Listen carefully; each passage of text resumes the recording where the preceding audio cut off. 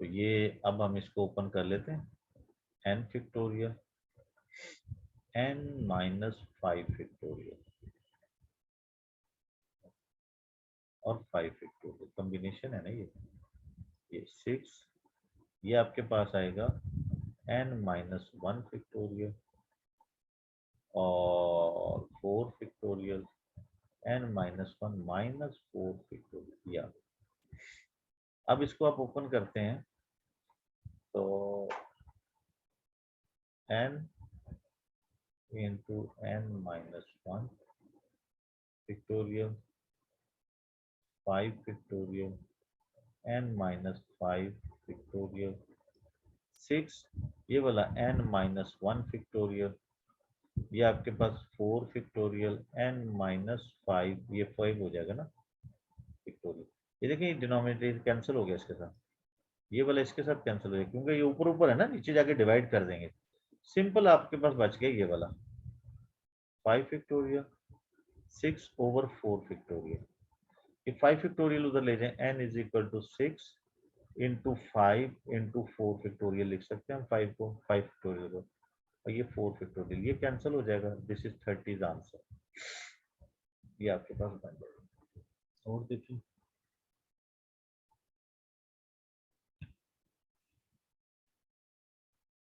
यहाँ क्या कहता है, हाँ variable x and y are, ये जो ना वो लीनियर चैप्टर 8 से, x and y are such that y is equal to a x b where a इस पेपर 2 में ना इसके ग्राफ होते हैं, a b are constant when log y is plotted against log x, a straight line graph passing through the point this and this is obtained, तो find the value of a and b। देखिए ये है ना, इसको हम दोनों side पे इसके लॉग अप्लाई कर लेते हैं, लॉग लगाते हैं इधर भी LGY, और ये LG लगाएंगे ना यहाँ पे तो ये प्रोडक्ट हो रहा है, तो इसे LG प्रोडक्ट सम की फॉर्म में लिख सकते हैं, और LG x पावर b। अच्छा अब ये b शुरू में आ जाएगा, तो ये जो है इसको हम कैपिटल Y लिख लेते हैं, ये LGA वैसे ही है, दिस इज b, और ये LGX को हम कैपिटल X लिख लेते हैं। तो आपकी ये फॉर्म बन गई ऐसे करके BX प्लस LGA, यानी कि ये वही चीज है y is equal to MX plus C। यहाँ पे b आपका ग्रेडियंट है, और इस लाइन के ये पॉइंट जो है ना, ये इस ये log x log y की ये ग्राफ बनी है, उसकी ये पॉइंट है ग्राफ के ऊपर, तो b की वैल्यू ये ग्रेडियंट देगा इसका, तो यहाँ से हम b फाइंड कर सकते हैं by this y2 minus y1 और x2 माइनस x1, क्योंकि ये जो ग्राफ बनता है इसका उसके ऊपर ये पॉइंट है गिवन है, दिस इज 4.37 माइनस 0.57 और ये 5.36 माइनस 0.61। बस अब इसको सिंप्लीफाई कर लेंगे, आपके पास b की वैल्यू आ जाएगी, 0.8 कितना आता है 0.84/5 और 8 आ गया। और इसी तरह से जो c है वो c क्या होगा, हम इसमें पुट कर लेंगे ये वाली वैल्यू ना, ये कोई एक पॉइंट ले लें, अब हमें c फाइंड करना है, ये ले लेते हैं, दिस इज 0.57 0.8 और ये x की वैल्यू ये आ जाएगी फिर इसके अकॉर्डिंग 0.61, और ये log LGA है, ये इसको सिंप्लीफाई करेंगे तो ये आ जाएगा LGA। LG जो है ना बेस 10 होता है, यानी कि इसकी कंप्लीट फॉर्म होती है log 10A, और यहाँ कोई नंबर आएगा, बस क्या वो नंबर A आ रहा है, तो आपने इसको इंडेक्स फॉर्म में लिख लेना है ऐसे, और फिर इसको कैलकुलेटर से जो है सॉल्व कर लेना, ये कैलकुलेटर से ही सॉल्व होगा, ए की वैल्यू आ जाएगी और 1.21 a की वैल्यू, जो भी आता है। चलो सर ये समझ नहीं आई मुझे। क्वेश्चन को रीड करना, देखना क्वेश्चन में वो कहता है, सर क्वेश्चन में वो ये कह रहा है कि आपके पास x और y वेरिएबल जो है ना वो इस इक्वेशन में शो हो रहे हैं, कहते हैं ये as a and b are constant when log y is plotted against log x, log y भी कोई नंबर है log x भी कोई नंबर है, यानी कि x की जो वैल्यू हम 2 पुट करते हैं तो log, तो जो है ना, और तो log 2 पुट करते हैं ना, एक नंबर आएगा, और इसी तरह से वो 2 यहाँ भी पुट कर देते हैं, तो log ये वैल्यू आ जाएगी एक ना, उसके अकॉर्डिंग, नंबर के अकॉर्डिंग ना। क्योंकि फर्ज किया कि कोई वैल्यूज दी हुई है आपको ना, कि कोई ग्राफ है ये वाला एक्स और वाई का, इसमें दिया हुआ 0 और इसके अकॉर्डिंग 3 दिया हुआ है, यहाँ 1 है, वाई के अकॉर्डिंग फर्ज किया 1 पॉइंट या 4.5 दिया हुआ है, फिर उसके बाद यहाँ पे 2 है, ये इस तरह से टेबल गिवन होता है, पेपर 2 में ही होता है, ये एक्स है और ये वाई है। तो हम क्या करते हैं, एक नया टेबल बना लेते हैं एक्स के लिए log x का, और इस वैल्यू के लिए हम इसका ग्राफ बना लेते हैं। उस ग्राफ को ड्रॉ करके उसके ये 2 पॉइंट उठा लिए, ये 2 पॉइंट है उस ग्राफ के। तो हमने क्या किया कि इस पे लॉग अप्लाई किया, ताकि वो जो जिसका ग्राफ बना वो फॉर्म बना ले। लॉग दोनों पर अप्लाई किया तो ये आपकी इक्वेशन बन गई इस फॉर्म में। अब यहाँ इसको हम कंपेयर करें तो बी आपका ग्रेडियंट की जगह पे है, एम की जगह पे, और वो ग्रेडियंट इस ग्राफ का लॉग वाले का, ये लॉग वाले का, ये ना, ये बी इसके शुरू में आता है, वो इस पॉइंट का ग्रेडियंट है, तो इसका ग्रेडियंट फाइंड कर लिया। फिर ये इक्वेशन है, ये ग्रेडियंट यहाँ पुट कर दिया, ये पॉइंट जो है, क्योंकि ये इक्वेशन जो है, ये इन पॉइंट्स के, ये ग्राफ जिस ग्राफ का है बनी हुई है इक्वेशन, इस इक्वेशन का जो ग्राफ है उसके ऊपर ये पॉइंट्स है, ये पॉइंट हमने पुट कर दिए इसमें, तो ये सी की वैल्यू आ गई। क्या उस है ये पे इसमें, बाकी ये इंडेक्स फॉर्म में लिखा है इसे, कौन सा समझ नहीं आया आपको यहाँ से? शायद सर ए कैसे फाइंड किया? ये वाला, ये मैंने फाइंड नहीं किया, जी। मैं तो सिर्फ बताया फाइंड आपने करना है। मैं ये कह रहा हूँ कि अच्छा ज़ाहिर है ये 0.57 है, ये कोई मल्टीप्लाई के नंबर आएगा, ये तो जाके माइनस होगा, तो कोई ना कोई नंबर तो आएगा ना।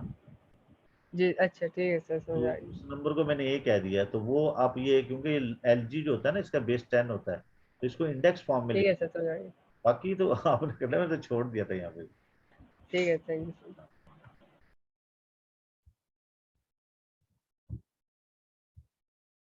ये क्या कहता है जी, the first 3 terms of the arithmetic progression are this 8, 20 and so on. Arithmetic progression है, एपी है ये। Find the smallest number of terms for which the sum of this arithmetic progression greater than 2000. Sum, यहाँ से आपके पास first term जो है वो -4 है, कॉमन डिफरेंस आपके पास 8 -4 12 है, तो सम जो है ना वो आपके पास किसका होता है, सम इज ग्रेटर देन 2000। सम का फॉर्मूला होता है n/2, याद हो के ना याद, प्लस n-1 इंटू डी, हमने किया मतलब ये अर्थमेटिक सीक्वेंस प्रोग्रेस किया वहां पे किया, ये वैल्यू पुट कर लें, n तो हमें फाइंड करना है, वो जो ना सम ऑफ द प्रोग्रेशन, वो कौन सा n है जहां पे सम ग्रेटर देन 2 बनता है, 2, चलिए 2 को उधर मल्टीप्लाई कर दो ताकि फ्रैक्शन खत्म हो जाए। दिस इज n, ये यहाँ -4 पुट करेंगे, -8 प्लस n -1 और ये 12 है डिफरेंस, और ये ग्रेटर देन 4000 बनते हैं, 2 से उधर मल्टीप्लाई कर दिए। This is n,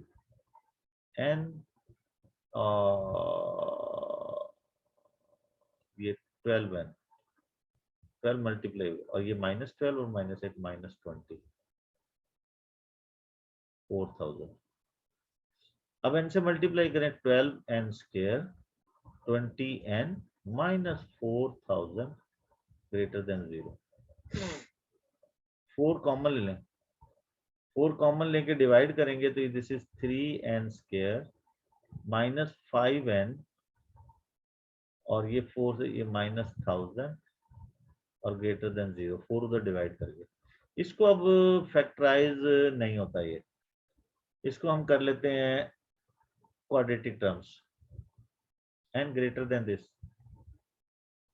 5 minus minus b ना, प्लस माइनस अंडर रूट 25 हो जाएगा 20 के, 4ac -4ac 4a, ये हो जाएगा 1000, ये माइनस माइनस प्लस 12,000, क्योंकि 4 3 12,000 डिवाइडेड बाय 6। इसको हम सिंप्लीफाई करते हैं, 5 प्लस माइनस अंडर रूट 12 025। अब बाकी कैलकुलेटर है। ये अली कितना आता है इसका आंसर? अरे सर 2 सेकंड ठहरो। इसको स्क्वायर रूट लेके और प्लस लेना, इसमें माइनस नहीं लेना। 5 स्क्वायर रूट के अंदर क्या लिखा हुआ है? 12025 12025 ये ऐड किया ना इसको। ठीक है सर, ये आता है सर, वो ऊपर 3 है या 5 है? 5 है तो। अच्छा सर 19.1। हाँ 19 ठीक है, बल्कि एच पे आ गए 1, और ये इससे ग्रेटर है, ग्रेटर देन दिस, तो फिर क्या होगा, n की वैल्यू 20 हो जाएगी। इस पे तो एग्जैक्टली आ जाएगा ना 2000 के, तो वो सम ग्रेटर देन 2000, तो वो n 20 लेना पड़ेगा। 19 पे से लेस होगा, 19.1 पे इक्वल टू 2000 आ जाएगा, 20 पे ग्रेटर देन सम जो है ना वो आ जाएगा। आगे क्या कहता है ये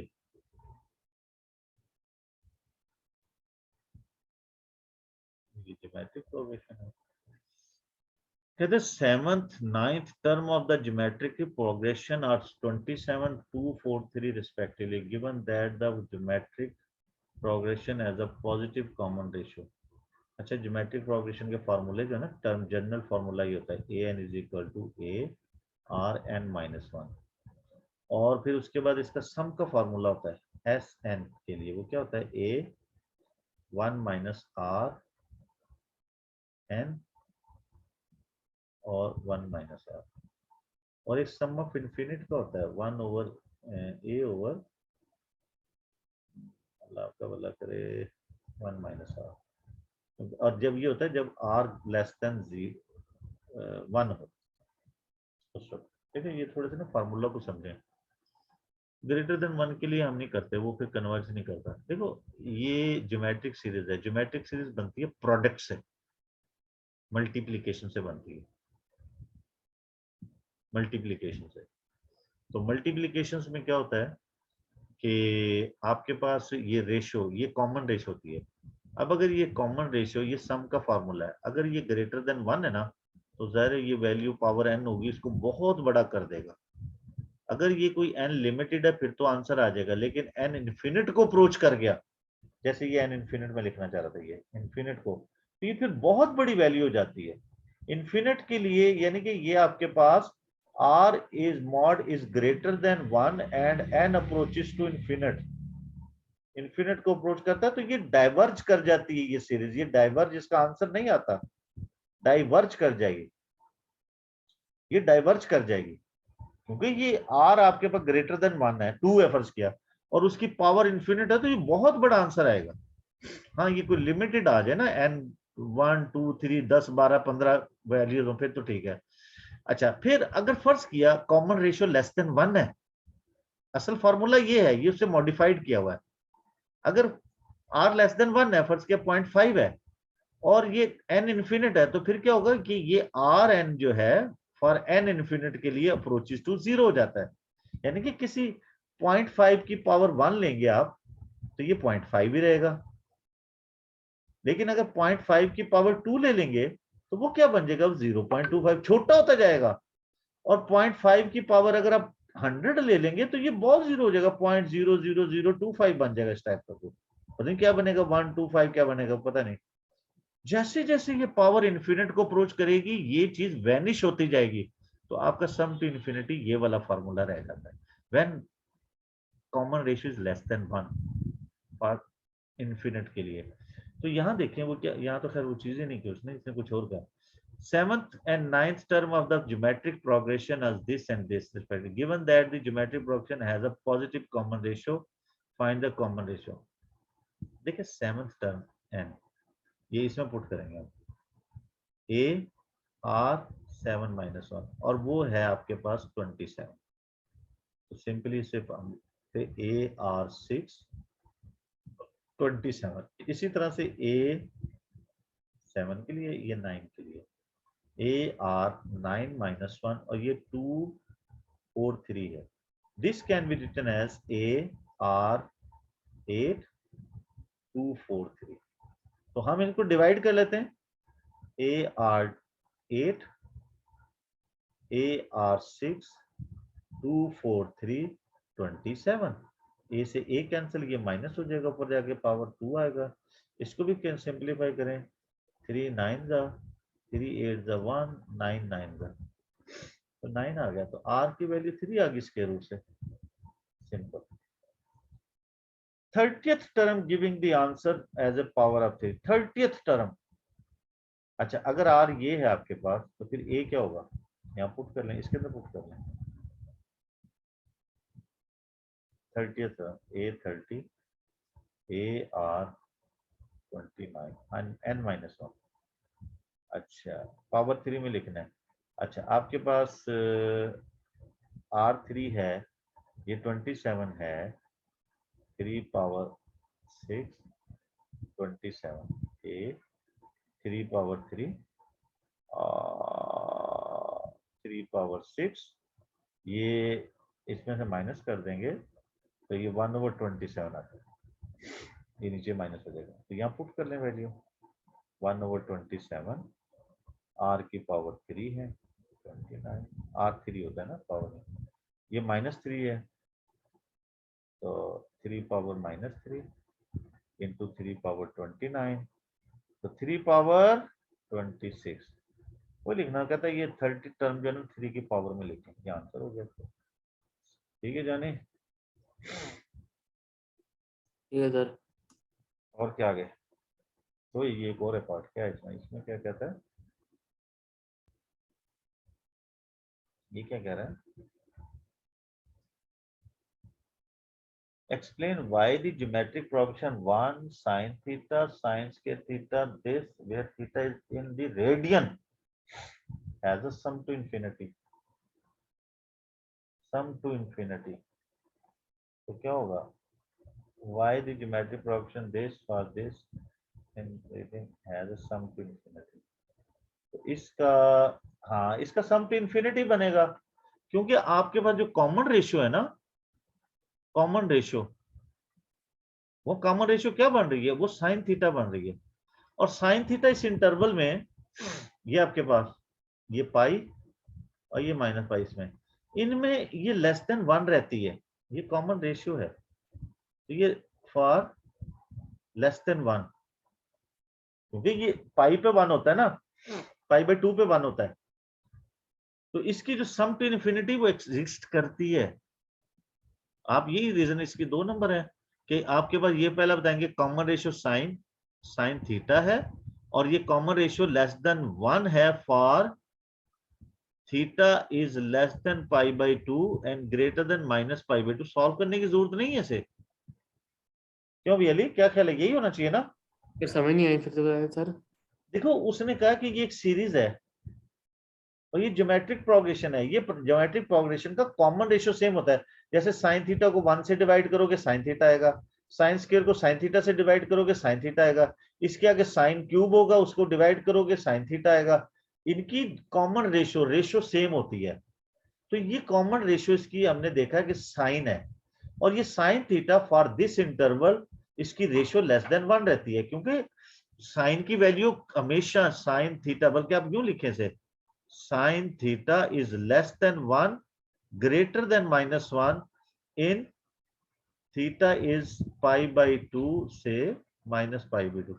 इस इंटरवल के लिए ये जो रेशियो है ये 1 और -1 के बिटवीन रहती है। तो आपके पास जो सम टू इन्फिनिटी है ना, वो ये वाला, ये एग्जिस्ट कर जाता है, अदरवाइज नहीं आता, क्योंकि 1 माइनस आर, ये इन्फिनिट के लिए 0 हो जाता है आपके पास। यानी कि हम ये शो कर सकते हैं, नहीं समझ आएगी, अप्रोच टू 0। 2 नंबर लेने ना, हमें उसे बताना है, क्योंकि ये ज्योमेट्रिक सीरीज है और इसकी कॉमन रेशियो 3 है। वो कहता है has a sum to infinity, यानी कि इसका सम टू इन्फिनिटी एग्जिस्ट करता है। बिल्कुल, ये आर रेशियो यहाँ पुट कर दें, ये 1 है, ये 1 माइनस साइन थीटा, ये आंसर आ जाएगा इसका, कोई ना कोई। ठीक है सर, समझ आ गया। देखो मैं वेरी सिंपल, आपका एक्चुअल फॉर्मूला ये वाला है, ये फॉर्मूला आपका सम का फॉर्मूला है। ये फॉर्मूला आपको सम दे सकता है जब आर की वैल्यू अगर ग्रेटर देन 1 आती है, तो फिर उसी केस में देगा। ये तो टाइम पूरा हो गया, डबल क्लास हो गया। सर वो समझ तो गए, लेकिन इसने बोला कि एक्सप्लेन व्हाई, तो हम एक्सप्लेन कैसे करेंगे? यही एक्सप्लेनेशन है कि आपकी कॉमन रेशियो जो है वो साइन बनती है, और साइन जो है वो 1 और -1 के बिटवीन है, यानी कि ये डेसिमल नंबर में है। तो आप अगर n टू इन्फिनिट है ना, यानी कि पावर जो है एज, ये भी लिख सकते हैं as n to infinity, n to infinity, तो sum is possible only sum as sum to infinity, यानी कि सम टू इन्फिनिटी आप फाइंड कर सकते हैं, अदरवाइज सम नहीं आ सकता इसका। ये देखो ये सर लेस अगर देन ये 1 है। दूसरे और तीसरे कोऑर्डिनेट में होता, दूसरे और तीसरे में, तो अनपॉसिबल होता फिर। उसमें जाता तो आपके पास जो है ना, ये फिर ये यहाँ पे कोई चीजें और आती है ना, फिर नेगेटिव साइन भी आता है इसमें कोई, यहाँ पे ये इसके अकॉर्डिंग फिर वो आपका ये इंटरवल चेंज होता है ना, पाई -पाई तक जाता है, फिर ये इंटरवल चेंज हो जाता है, फिर क्वेश्चन ही डिफरेंट बन जाता है। देखिए ट्राई टू वो ये सही सही। ज्योमेट्रिक सीरीज है, इसकी कॉमन रेशियो हमने कह दी साइन है, और साइन इस इंटरवल के अंदर ये 1 और -1 के बिटवीन रहती है, यानी कि ये जो रेशियो है ये लेस देन 1 है। लेस देन 1 यानी कि ये है, ये r की वैल्यू लेस देन 1 है, और जैसे ये n इन्फिनिट को अप्रोच करता है ये चीज वैनिश हो जाती है, और सम टू इन्फिनिट रह जाता है आपके पास, सिर्फ सम टू इन्फिनिट ये रह जाता है आपके पास, ये एग्जिस्ट कर जाता है। फिर आप आंसर दे सकते हैं इसको, ये देखिए ये आंसर है इसका। अब साइन इस इंटरवल में कोई ना कोई तो वैल्यू लेगा ना, वो उससे आंसर आ जाएगा इसका। ये सुन लेना इसको दोबारा से। ओके, आगे क्या है, ये तो कर लोगे आपके नहीं, ये तो बहुत आसान है यार।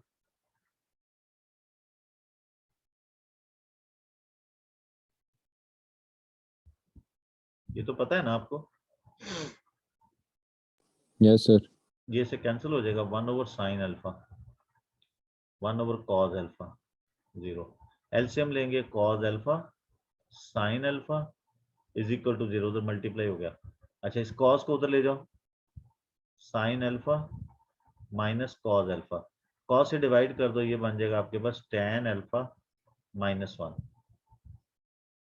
tan alpha. अच्छा आपके पास इंटरवल ये है, यानी कि ये इधर और इधर, tan की वैल्यू नेगेटिव है, तो आपके पास बेसिक एंगल जो है, बेसिक एंगल वो आपके पास आ रहा है π/4, तो ये सेकंड क्वाड्रेंट में होता है, tan नेगेटिव यहाँ होता है, तो आपके पास अल्फा आ जाएगा पाई -π/4, और एक फोर्थ क्वाड्रेंट में नेगेटिव होता है, यहाँ पे tan नेगेटिव यहाँ होता है ना, यहाँ तो पॉजिटिव होता है, तो वो आएगा -π/4 ओनली, क्योंकि आपके पास ये sir sine alpha is equal to minus cos alpha, tan alpha होता है। हाँ साइन ओवर कॉस जो है ना, साइन ओवर कॉस ये tan होता है। अच्छा ये आएगा 3π/4 और -π/4, ये दो आंसर हैं इसके रेडियल। तो बात समझ आई कि नहीं? Yes sir. नहीं सर, ये तो sine alpha is equal to minus cos alpha है, हाँ ये ओवर तो नहीं है। तो हमने ओवर कर दिया ना इसको, अच्छा अच्छा, सही है सही है, ओके सर समझ गया। tan बना लिया ना, ये -1 रह गया था, तो थोड़ा सा स्टेप मैंने यस सर समझ गया। हाँ बाकी तो सर ये माइनस में कैसे कन्वर्ट करेंगे, माइनस में कैसे जाएंगे, माइनस पर? कौन ये वाला? जी सर। बेटे देखो इसकी तो अंडरस्टैंडिंग यहां से आ रही है ना, आपकी एक है एंटी क्लॉकवाइज रोटेशन ये, और tan आपका यहाँ नेगेटिव होता है, तो आपका बेसिक एंगल π/4 है, क्योंकि ये जो 1 है ना ये π/4 के ऊपर होता है, tan 1 π/4 होता है। अब क्योंकि ये नेगेटिव है तो इसका मतलब है सेकंड क्वाड्रेंट में है, तो हमने पाई में से इसका जो ना ये फाइंड माइनस कर दिए, ये π/4 है, तो ये आपके पास 3π/4 ये एंगल बनता है। एक तो ये, दूसरी रोटेशन आपकी -π है, यानी कि यहां से ये रोटेशन है, और tan यहाँ नेगेटिव होता है, तो ये -π/4 तो डायरेक्ट मिलता है आपको, क्योंकि एंगल तो π/4 ही है, ठीक है सर। तो वो एंगल ही आ जाएगा।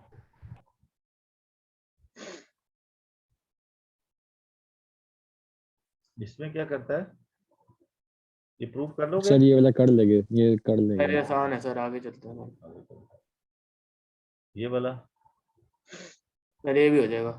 सर ये भी हो जाएगा। चलो ये वाला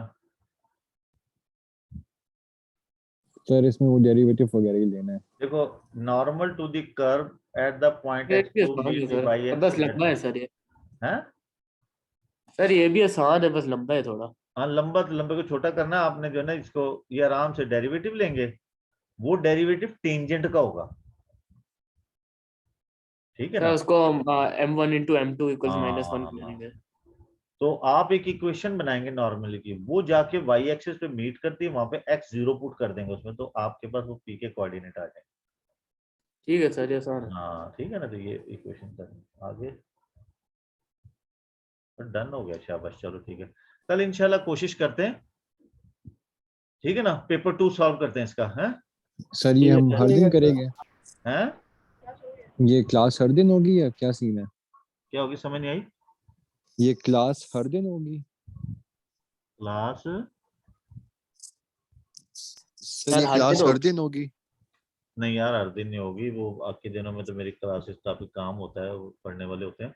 सैटरडे संडे को 2 पेपर कर लिया करेंगे, बाकी आप पेपर खुद करेंगे। अब देखो ना, ये पेपर आपने क्या करना है, देखो इसको इस तरह नहीं करना, आपने हार्ड कॉपी पे इसको सॉल्व करना है, सॉल्व करने से ही आपका कॉन्फिडेंस मिलेगा, और इसको वीडियो को सुन लेना, जहाँ प्रॉब्लम हो वहाँ इसको सॉल्व करना। अब सुनने से ये चीजें नहीं आती, ठीक है ना?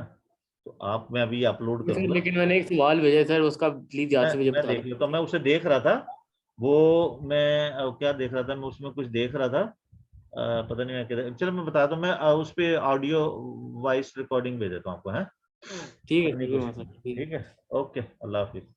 अल्लाह हाफिज sir, thank you sir. Hafiz.